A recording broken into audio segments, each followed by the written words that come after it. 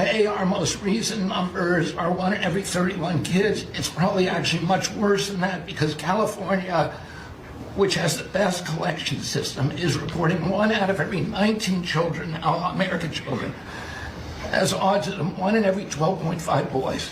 So it's gone from less than 1 in 10,000 in 1970 to 1 in 12.5 boys. Think of those numbers.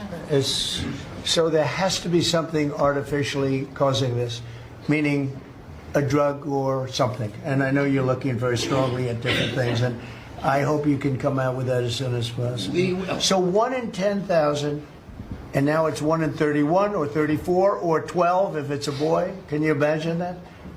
1 in 12. That's for a boy. 1 in every 12.5 boys. It's not even believable that that could be. And that was 1 in 10,000 not so long ago. I've been hearing these numbers, and they get worse and worse every year. There's got to be something.